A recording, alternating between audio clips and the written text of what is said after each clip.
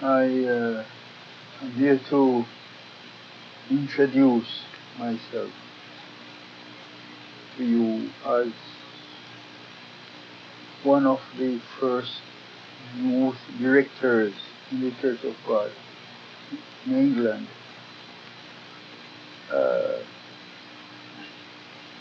I would start from the year 1969, when the National Church Convention was held in Leicester. And some of you may remember Leicester is such a beautiful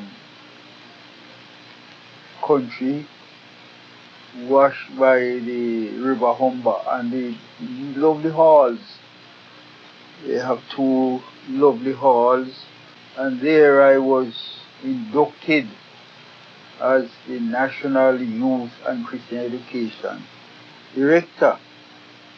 In that year, the National Convention for the church, yes, in the lovely Granby Hall, the meeting was opened by Alderman Edward Marston, the Lord Mayor of the city, officially opened the meeting. And Radio Leicester relayed the services to the city, assuring the citizens that the gospel had come to Leicester in a living way. Dr. Hollis Green from the USA preached mightily through the meetings, despite the fact that he was ailing from a stubborn cold. The first National Youth Camp in the Church of God in England was held at Clovelly Hall, Whit Church in Shropshire. That was in August of the year 1969. There were 35 delegates. So favorable was the occasion that a reunion was held on November 28th to 30th. The meetings were convened in a church, a Pentecostal church, which was basically white, Caucasian, because at that time the New Testament Church of God's youth work had not fully penetrated hardly in any parts of England. So my job was to initiate the services or the religion or whatever. It was a lot of things going on were through. People were just suspicious, wondering what can these people do.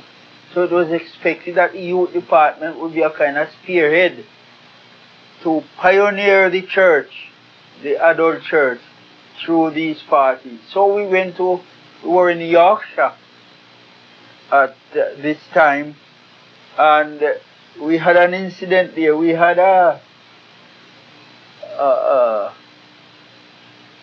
bonfire. This permission was given to us by the authorities in the town. But we collected so much rubbish, and some of the people around were glad to dispose with their rubbish in this bonfire.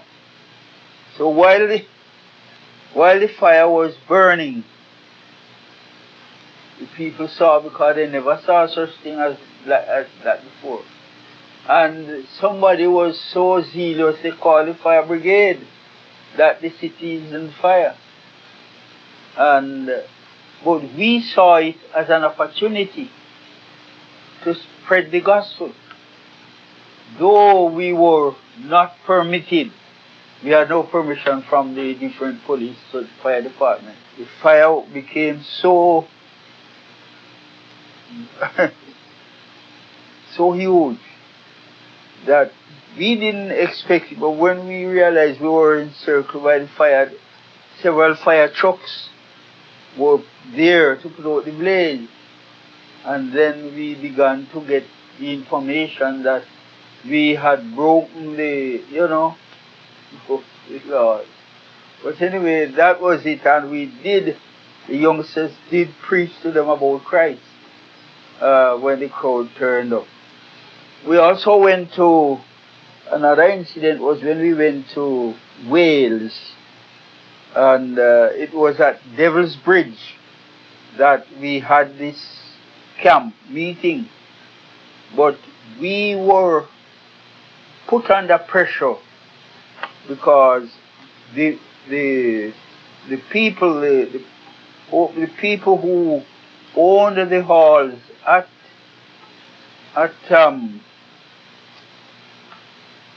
in Wales there, they didn't know. Some of those people had never seen such a big congregation of black people. So we went there. We were to spend, I think, a week. But early on in the meeting, the manager who was in charge of the camp, he came panicking. He said, "We may have to leave." That time it was in the center of the youngsters put on a nice welcome program. And that was especially for the boss of the camp. How pleased we were, that he has given us the privilege of carrying out the camp. But we didn't know that at that time the boss and his supermen were in another meeting in another part of the hall. And this man was saying, "I didn't know that it was this type of people. It's not they couldn't have got the hall. So I have to ask you to leave the hall now." I said, "Man, what are you talking about?" So, anyway, that was a part of it. We spoke until when we couldn't let the youngsters know that that the people in charge wanted to push us out. Because the youngsters, they have never came up to that kind of thing, like, pertaining to race. But when this man saw so many black people, they became frightened and panicked. So that was a part of it, but we managed to compromise, to make things bright. And though the super boss, he thought that they were making plans to get us out of the halls, but we had already made some compromising with the camp manager. So he was left in the trouble now, how he was going to quench the fire of his overlords. Anyway, we got through. But to make matters worse, when our folks, our church now, the New Testament, when they heard that the name of the place was Devil's Bridge, they panicked worse. They said, "What? You could take our children to a place like that?" Well, anyway, we also mind. But you see, we had many little problems in initiating the church into it was not only the natives or the Caucasian people against us, but we came up against our own leadership, because the New Testament Church of God had not developed that sense of maturity to know that some of these little things, like the things you wear and also, were so detrimental to religion. But we chat them, we thought, no, I had a very good worker. I don't think I should call his name, but it was two of us, and we decided to break out of some of the problems in the church, because one problem in the church at that time was the lack of breath, the breath that Christianity is to go into the world and tell all the people, not special people. So we couldn't preach to people. We couldn't go into places where people wear different clothes like ours and so on. So it had to be people who were like us. So this man, my friend, He was a very broad-minded and intelligent man, and we both decided that we were going to break down barriers in the New Testament Church of God, starting from that camp meeting. I came up against a few problems, but I will have to stop talking about the problems now and turn on to things more favorable. In the hall at Leicester, I managed to set up a scout, yes, and that was the first scout movement in the New Testament Church of God. It was very effective because the boys, I didn't have anybody to help me with the girls, so I had to start with the boys. And it was very successful. And we had one lad, I don't mind calling his name, was Oren Thompson. I wish I could meet him again. He was about 14, 15 years old. And he was my right hand. And he helped me. We sang scout songs and a lot of jokes and so on. That was wonderful.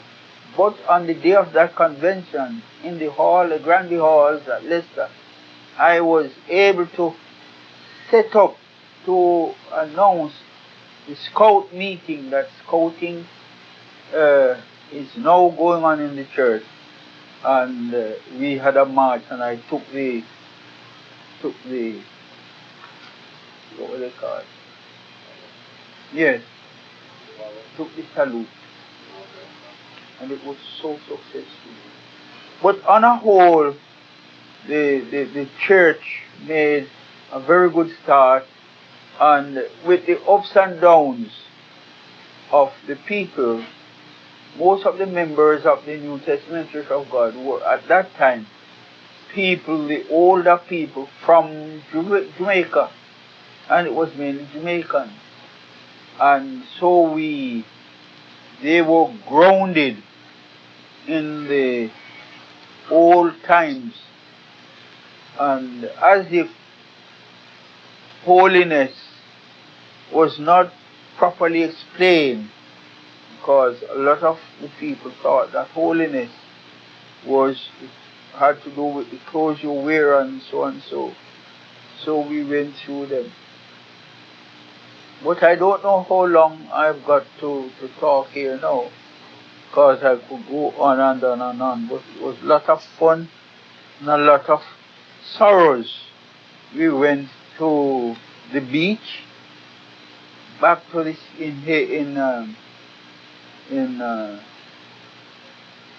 back to the Wales, where we decided to tear down. They had this thing that the people can't not to wear bath suits in the sea.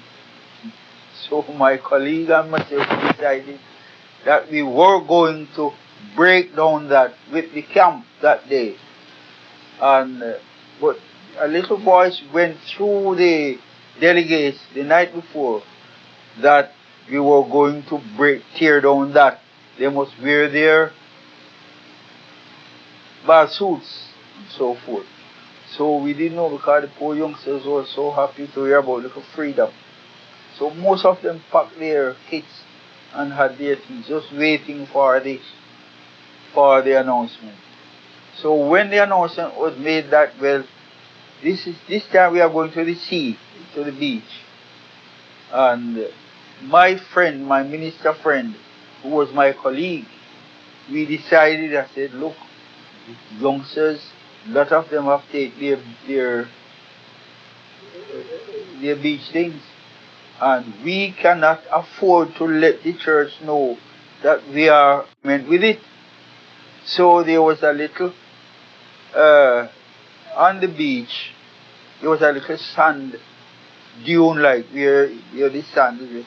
So we decided to lay down behind the sand bank, and we were there. We had good view of the youngsters in the beach, and they were swimming. They were so pleased. But we didn't realize that during all this time, there was a communication from us at the beach to the bus, the headquarters in the church. So what I'm saying, they were what you would call it now, like spies. Say that the youngsters gone in the sea, they put on bath suit. And we were warned that when we get back home, we will have to give account of it. So both myself and my colleague, we decided, well, they put us on the carpet, whatever it is, but we have earned enough advantage for publicizing them, exposing them on the sea, you know.